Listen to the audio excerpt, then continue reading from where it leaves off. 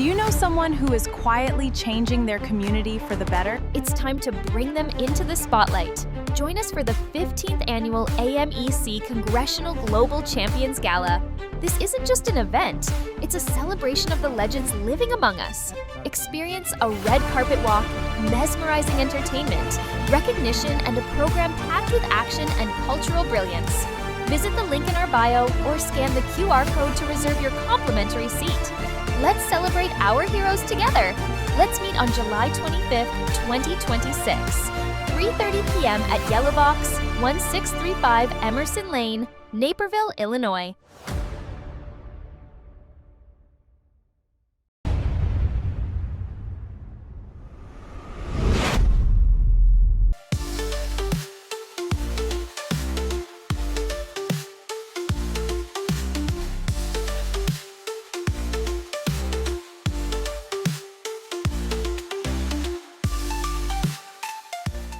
Hello and welcome to Dr. VGP Talk Show.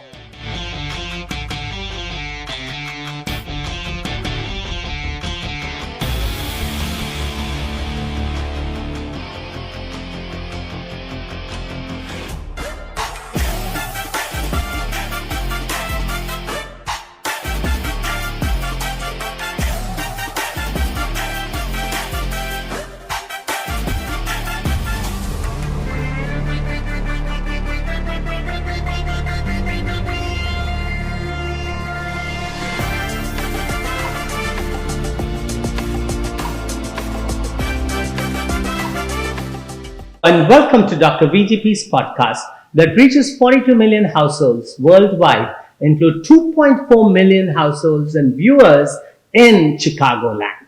We are here today in a lovely spring, summer afternoon in the month of June in Chinatown, Chicago, with the Chinese Empress, Dr. Hong Lu, who is the founder, executive director of MAHA, the Midwest Asian Health Association, which was created in 2003 and making waves now.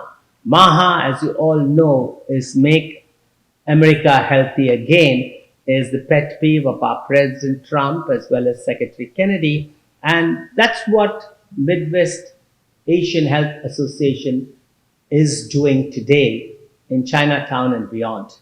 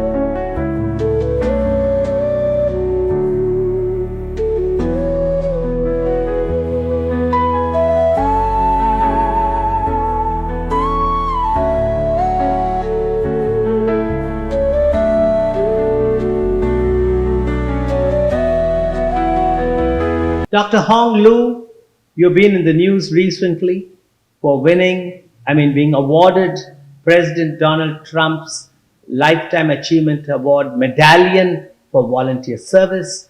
You were honored in the Capitol Hill on May 19th by the U.S. House Foreign Affairs Committee as an outstanding Asian American. It's wonderful. How do you feel today? I feel wonderful. I feel so honored. And then I have been working very hard for all those years, doing good things for the communities, and then to devote myself and my time, my energy to serving the community. So I feel that my contribution, my commitment has been recognized by all those awards. Thank you so much. I feel honored. Fantastic. Dr. Hong Lu, tell us about your upbringing years. I'm sure you must have been born in China. Which part of China? Tell us and our viewers something about your parents, your father, your mother. What made you what you are today? I see. Yeah, I was born in China and in Middle West City. I grown up there and I came to the U.S. to study PhD, political science in master's degree and public policy in PhD program. And then I graduated 1994, and since then I have been working for three non-for-profit organizations.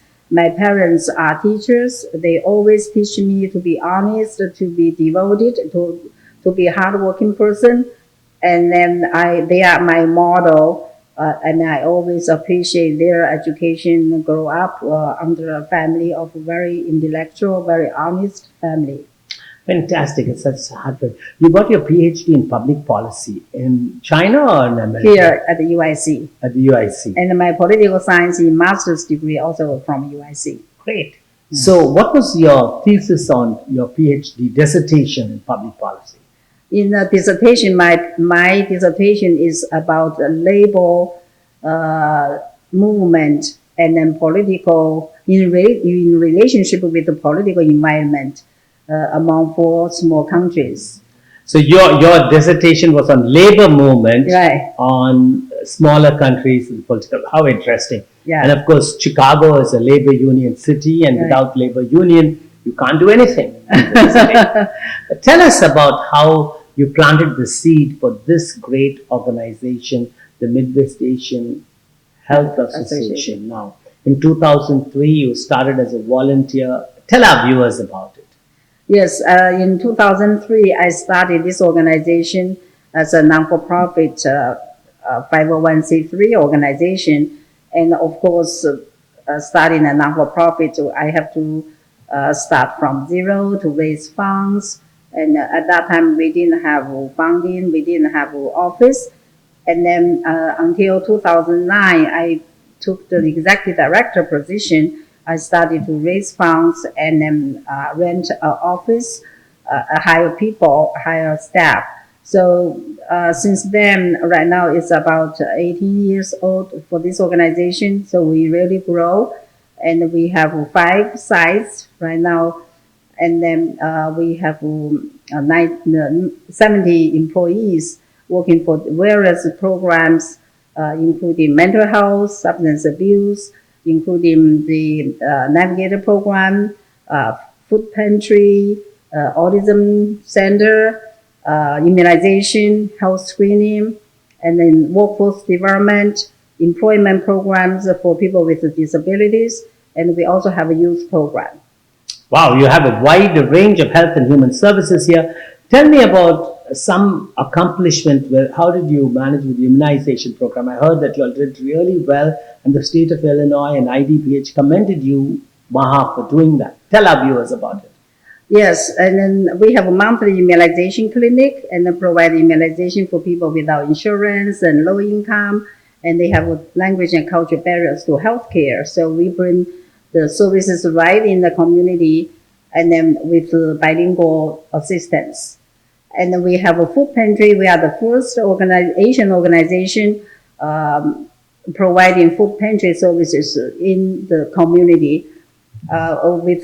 We serve 300 people per week and 1,500 people per month. Wow, that's a huge number. Right. So, MAHA serves how many clients a year? Total number of clients, across all your different verticals and all your different programs. For all programs and multiple visits included, we serve about 90,000 visits 90,000 per year. 90,000, Yeah, okay. visits per year. How many clients would that be? How many clients? About 40,000. So you just heard Dr. Hong Lu, who says that the Midwest Asian Health Association serves 90,000 clients in the year. She has several programs. The verticals include immunization, a food pantry, language classes, and also, apart from immunization, autistic program. She has a center. You have what type of a center you have? We have an autism resource center. Autism resource center. You have a family advocacy center. Yeah, we have family. We are the first organization, the Asian organization in Illinois, has a family advocacy center from Illinois Family and Children's Department.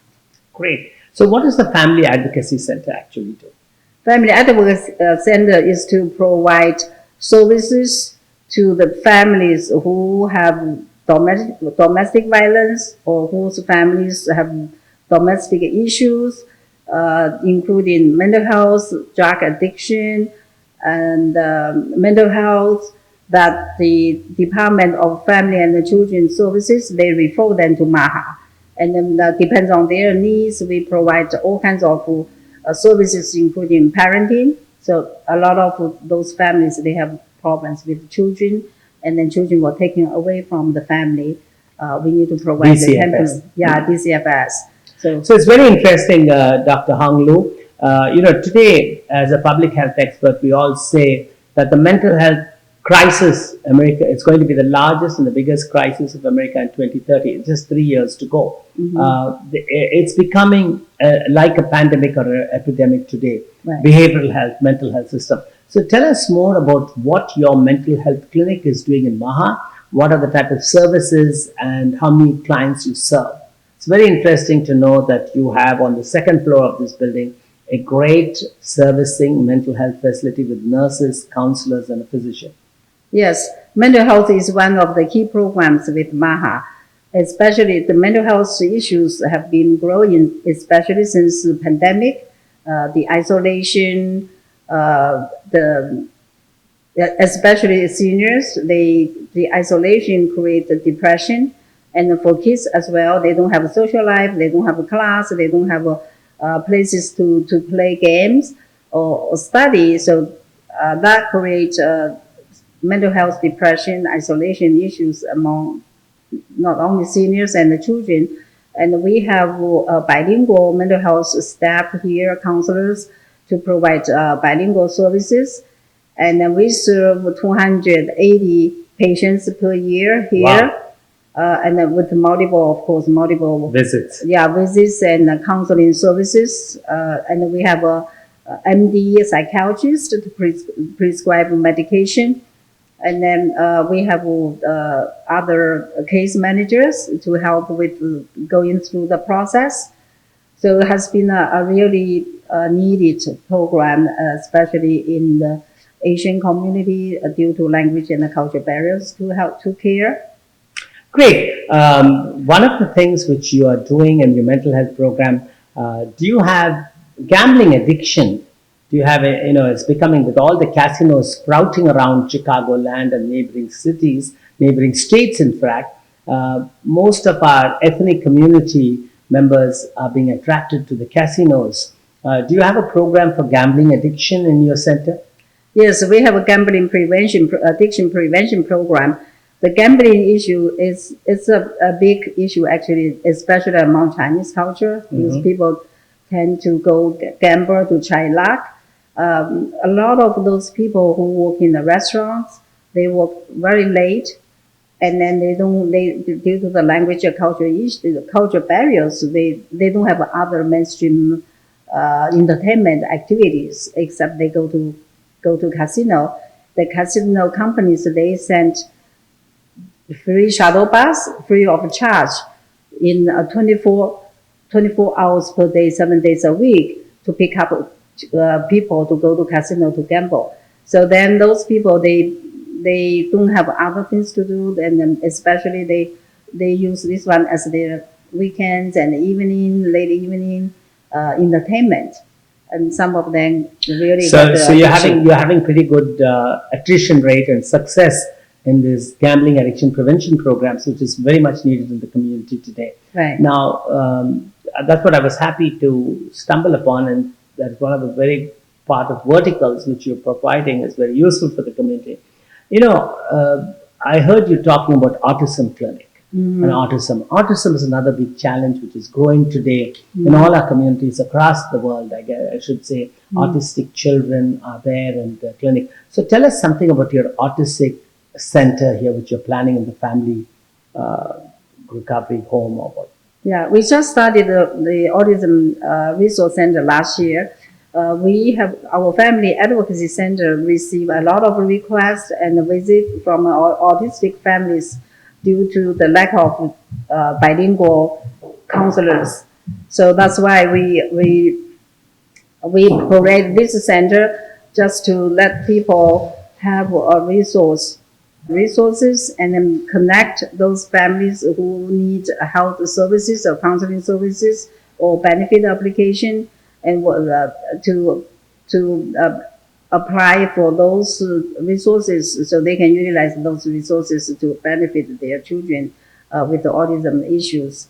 A lot of those families who don't speak English, the parents don't speak English, they don't know where to look for resources. And then there is a long waiting to get diagnosed, to get intervention, get counseling. Autism, the disease, is better to have early diagnosis. Absolutely. Yeah. I mean, you catch them early autism. I think the parents should be able to identify when they think their kid may be an autistic child to get help. And a lot of them, the recovery rate is very good if you have early intervention. Right. And yes. I've seen that really helping. And I've seen autistic kids graduating in classes with special skills and interest and growing up very well. And I think that's something phenomenal you're doing. I think you should expand this Autism Resource Center to other Asian communities too, because we don't have anything specific for the Asian communities. No, I salute you because you're the first one to do this for the Asian Americans, the Chinese, but I think you should do it since you have called yourself Midwest Asian Health. You should have a branch in the north side and in the far south side where other ethnic communities and Asians could take use of the services of autism. Because autism is really something which has been recently challenging our communities, and we should be a part of it. Now, something very interesting popped out.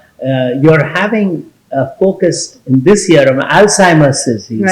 And here you see you're having an annual gala of the Midwest Asian Health Association on August 22nd in Palmer House. And the focus is to raise funds to have an Alzheimer's clinic for the ethnic communities, Asian communities and Asian seniors.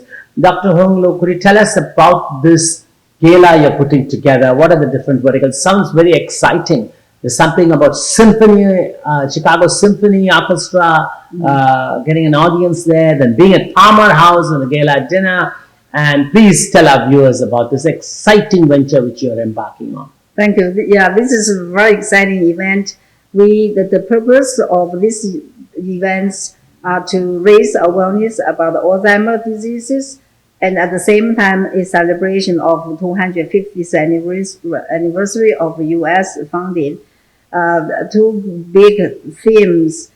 In the afternoon is in a famous award-known Chicago Symphony Orchestra's concert.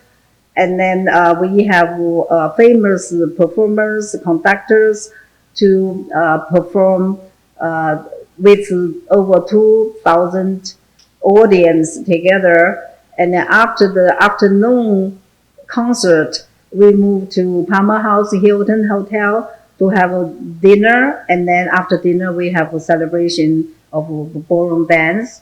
So it's very exciting. We look forward to get people together in celebration.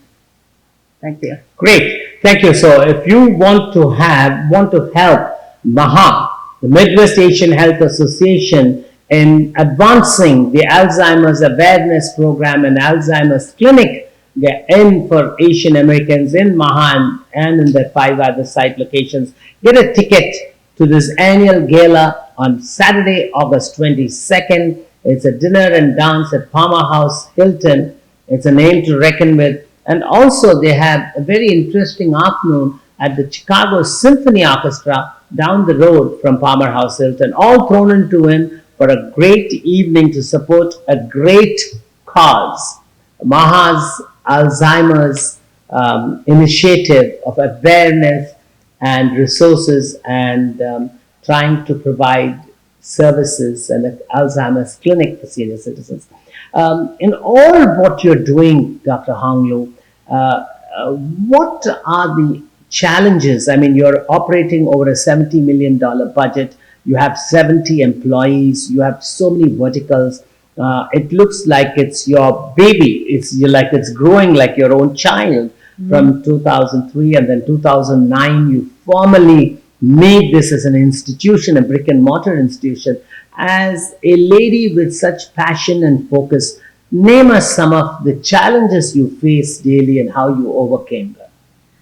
Of course, as a non-for-profit organization, we always have to look for funding to sustain the programs. And then, we have to diversify our funding resources rather than just depend on a few resources. And then we need to really get community support and get corporation government support. So the challenge, of course, is always funding to sustain programs. And then other challenges is that because there is a real shortage of bilingual mental health counselors, the primary care doctors, and then especially for the autism families, that shortage of providers who can speak their language is a big issue. So we have to really try very hard to get the resources together to help them. I mean, here you see Dr. Hong Lu is just telling her challenges she faces daily while she's expanding and nurturing this Midwest Asian Health Association to be an umbrella organization to provide much needed services to a bilingual community. And she has 5 sites. She has started the Autism Resource Center, and now she wants to do something in the Alzheimer's field. Tell us about your successes. What have been your major successes in MAHA? The major successes is that we are getting a lot of positive comments and the feedback from the communities and then customers we serve. They feel that we are meeting the gaps of the services. We provide the bilingual resources that they have challenges to get from other places. We are right here. We are right here in the center of the community. We meet their needs. We understand their needs. We share the culture, language, that they feel warm, and this is their home. Wonderful. We just heard Dr. Hong Lu telling us about all the successes of how the Midwest Asian Health Association has become a hub of clinical services and human services for the Chinese American community, and she's willing to expand it to other Asian communities as well as if the resources are there, because she has already got the foundation and infrastructure in place. I salute you, Dr. Hong Lu, willing to share your celebration success with other communities so they can be rolled into one, because what you're doing is something phenomenal, and you have the drive and focus, and you've not given up. The best is yet to come, I see. Now, with talking about all these challenges, do you see President Trump and what's happening and do you foresee any cuts in the health and human services coming? Or do you think that Governor Pritzker and the state are funding you and you're looking out to other private foundations and high net worth individuals to help you in your journey as you continue to bring hope for the suffering and give light of learning and light of coping to those who are in need of it? Yes, MAHA is very much dependent on the government funding. So, but sometimes due to political changes, that we are working to diversify our funding resources to get more support from corporations, individual donations, that we don't have to put all the eggs in one basket. So that's our strategy, and not being too dependent on the government funding, but getting more support from different resources to diversify our resources so we don't end up sometimes. If you're given 3 wishes or requests to our dynamic President Donald Trump, what would those 3 requests be from you and MAHA? Of course, funding is for what? For our Autism Resource Center, for our mental health programs, and for our employment programs for people with disabilities. Okay. Yeah. So you do have a workforce development segment for people with disabilities Right. also. Yes. How many such people are enrolled in MAHA? So we enroll 20 customers with very much disabilities, including developmental disabilities, people with autism, to our program, and then we provide volunteer opportunities for those people to be familiar with the working environment. Our food pantry is the source for them to practice, coaching, teaching them some basic skills.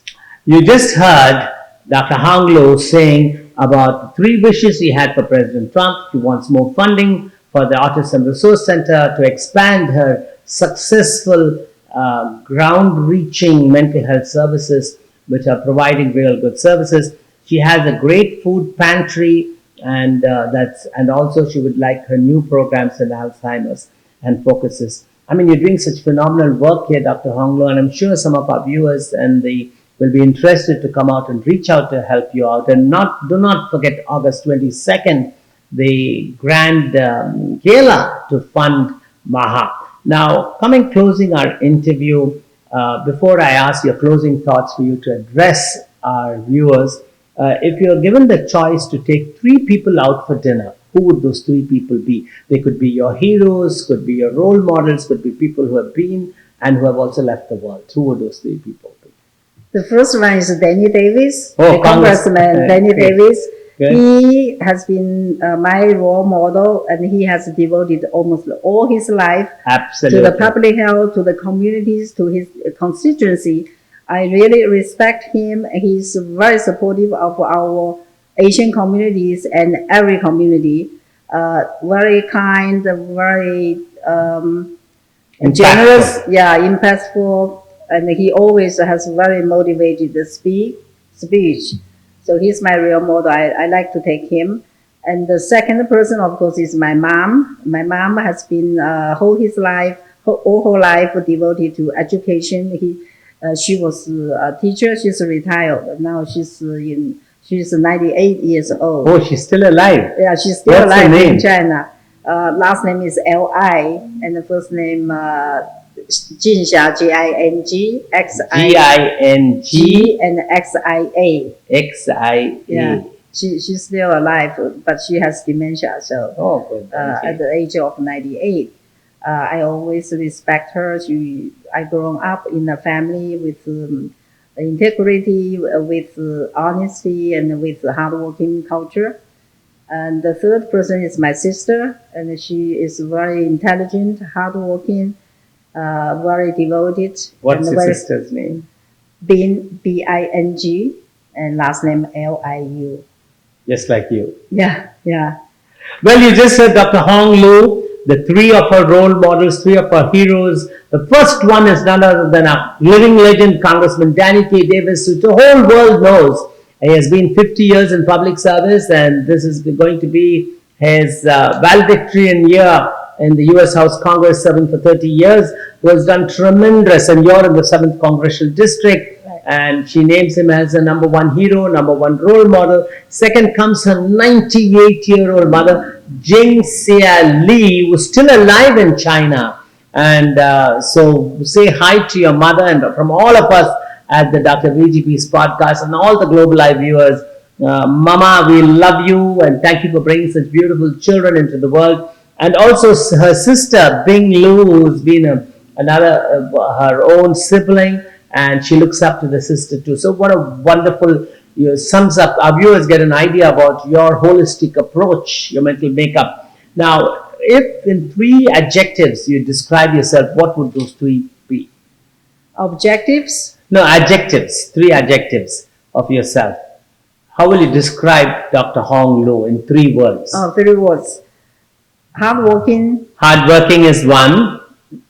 dedication, Dedicated, yes, 2. and then always motivated to help people. Okay. So you heard Dr. Hong Lo describe herself as hardworking, dedicated, and motivated, always to help people. Thank you so much, Dr. Hong Lo. It was such an enlightening afternoon spending with you, learning so much about what MAHA does and giving all our viewers an opportunity to help you share in your journey in through volunteering your time, writing a check, giving donations, coming and actually seeing the work at the food pantry, talking to the seniors and the clients in the mental health field or in the Alzheimer's programs, get involved.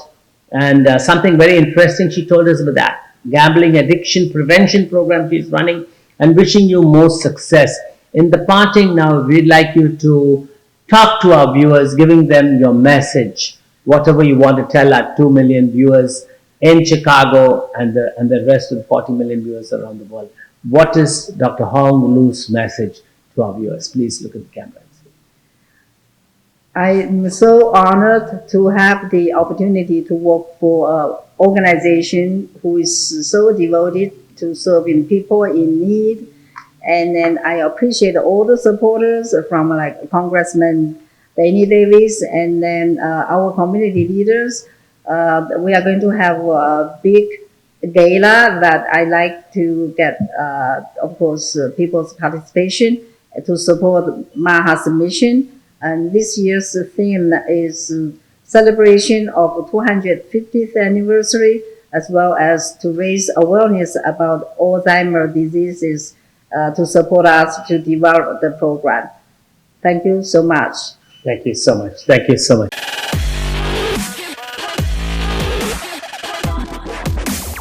Huge thanks to everyone who tunes in to Dr. VGP's podcast. We've received the YouTube Silver Play button for reaching 100,000 subscribers and counting.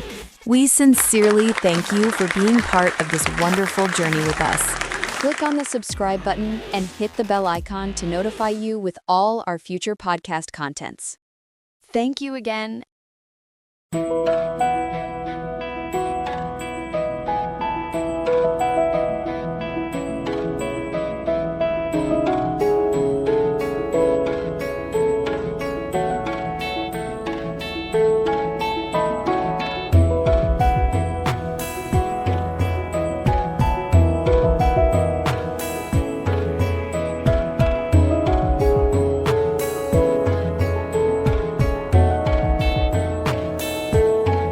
Dear viewers, elevate your business to new heights and reach 35 million potential customers with Global Eye Digital. Contact us today at globaleyedigital@gmail.com or info@globaleyedigital.com. Let's take your business global.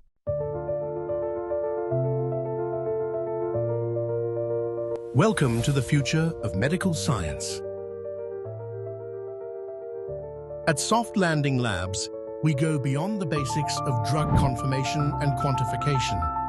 Using advanced LC-MS/MS technology and our own proprietary software, we deliver accurate, fast, and meaningful results. We're the only lab offering color-coded reports and a web platform with medication tracking and drug trail interpretation. Our personable professionals, ethical practices, and 24-hour stat testing mean you're never left waiting. From doctor shopping alerts to provider video support, we've thought of everything to help you stay compliant and informed. Soft Landing Labs. Accuracy, innovation, care. Soft Landing Labs, your trusted partner for drug-free communities. Fusion Systems and Services, a powerhouse in innovation, delivering transformative technology solutions. With our groundbreaking cloud-ready product, ITIS, leading the industry as the ultimate RPA solution, trusted by top global enterprises. From mobile application testing to middleware automation, from big data integration to SAP automation, and even Salesforce automation, Fusion Systems is your strategic partner for success. No challenge is too big. No system is too complex. Empower your business with Fusion Systems. Visit us now at fusionsystems.inc.com and revolutionize your future.